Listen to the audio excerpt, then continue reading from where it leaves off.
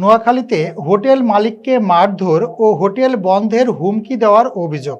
Senior staff reporter Shahabuddin জানান, নোয়াখালীর বেগমগঞ্জে চৌমুহনী বাজারের হকার্স মার্কেটে শাহী বিরিয়ানি হাউস অ্যান্ড রেস্টুরেন্টের মালিক রফিকুল ইসলাম রনিকে মারধর ও হোটেল বন্ধের হুমকি দেওয়ার অভিযোগ উঠেছে একই মার্কেটের অ্যারাবিয়ান কাপড়ের দোকানের মালিক আবুল হোসেনের বিরুদ্ধে।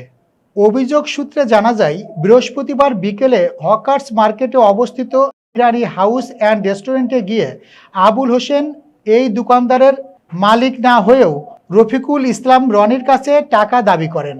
এ সময় টাকা দিতে অস্বীকৃতি জানালে আবুল হোসেন রনিকে অশালীন ভাষায় গালিগালাজ করে কিল ঘুষি মারতে থাকেন বলে অভিযোগ করেন ভুক্তভোগী রনি। পরে হোটেলের কর্মচারী ও আশপাশের লোকজন এসে তাকে উদ্ধার করেন।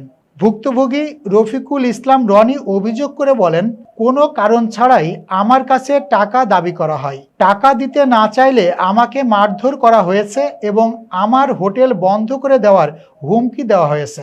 এ ঘটনায় স্থানীয় ব্যবসায়ীদের মাঝে উদ্বেগ সৃষ্টি হয়েছে। বিষয়টি নিয়ে আইনগত ব্যবস্থা নেওয়ার প্রস্তুতি চলছে বলে জানিয়েছেন ভুক্তভোগী।